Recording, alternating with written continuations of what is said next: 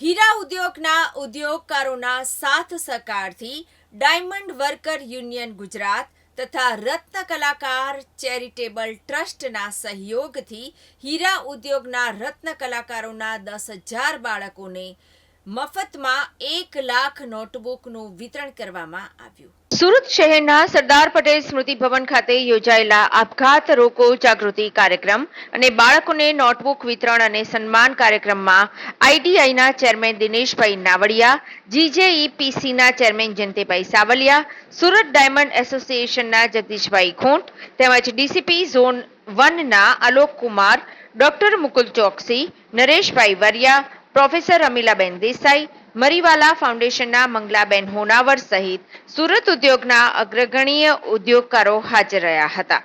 હીરા ઉદ્યોગમાં મંદીના કારણે આપઘાતના બનાવો સતત ચિંતાજનક રીતે વધી રહ્યા છે, ત્યારે રત્ન કલાકારો આપઘાત ના કરે અને આપઘાત બાબતે જાગૃતિ આવે જેથી રત્ન કલાકારોના જીવ બચાવી શકાય તેવા હેતુથી નિષ્ણાત વક્તાઓ, જાણીતા મનોચિકિત્સક ડોક્ટર શ્રી મુકુલ ચોકસી તથા નવયુગ કોલેજના પૂર્વ પ્રોફેસર રમીલાબેન દેસાઈ તથા ધબકારના તંત્રી નરેશભાઈ વરિયા દ્વારા વક્તવ્ય આપી રત્ન કલાકારોને જાગૃત કર્યા હતા અને તેજસ્વી બાળકોને સન્માનિત કરી નોટબુક વિતરણ કરવામાં આવ્યું હતું।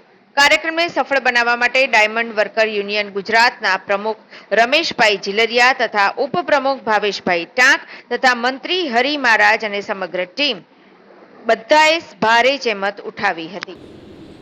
સુરત શહેરની અંદર ડાયમંડ ઇન્ડસ્ટ્રીના માલિકો અને રત્ન કલાકારો વચ્ચે સમન્વયને કામ કરતી સંસ્થા એટલે ડાયમંડ વર્કર યુનિયન।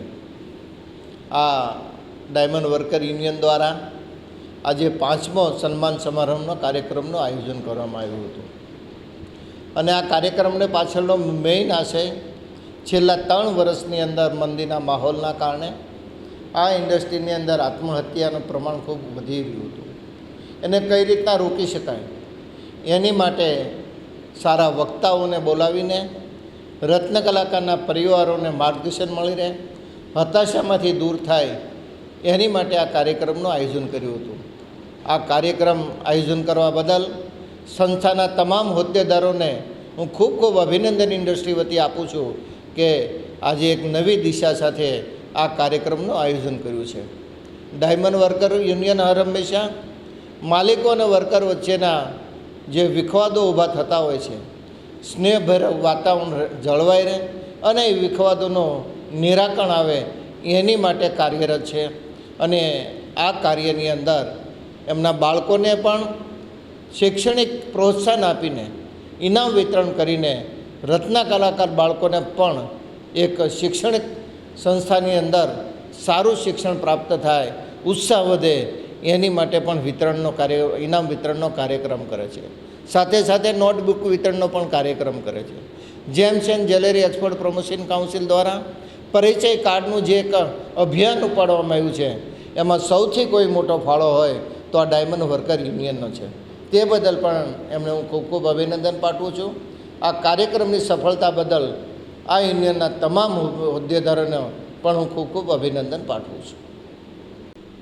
મારું નામ છે Bhavesh Tank, diamond worker union vice president, Sardar Smruti Bhavan mini Bazaar ખાતે 5મો સન્માન સમારંભ અને આપઘાત રોકો જાગૃતિ અભિયાનનું એક આયોજન કરવામાં આવ્યું હતું। ડાયમંડ વર્કર યુનિયન અને રત્ન કલાકાર ચેરિટેબલ ટ્રસ્ટ દ્વારા આ આયોજન કરવામાં આવ્યું હતું। આ આયોજનના અધ્યક્ષ સુરત શહેર કલેક્ટર ડૉક્ટર સૌરભ પારકી સાહેબ અને પોલીસ અધિકારીઓને પણ આમંત્રિત કરવામાં આવ્યા હતા।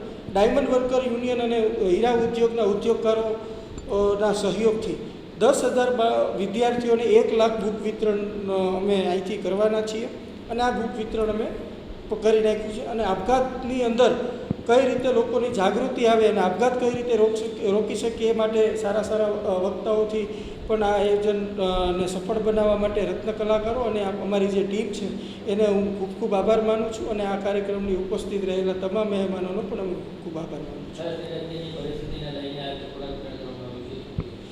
અત્યારની ખૂબ જ ગંભીર પરિસ્થિતિ છે, ત્યારે વિદ્યાર્થીઓ પોતાના રત્ન કલાકારો પોતાના બાળકોના જે ચોપડાઓ છે એનો ખર્ચો ઓછો થાય એ બાબતે ડાયમંડ વર્કર યુનિયન અને ઉદ્યોગકારો ચિંતિત છે। તે માટે 1 લાખ બુક્સને 10,000 વિદ્યાર્થીઓને અમે વિતરણ કરી રહ્યા છીએ।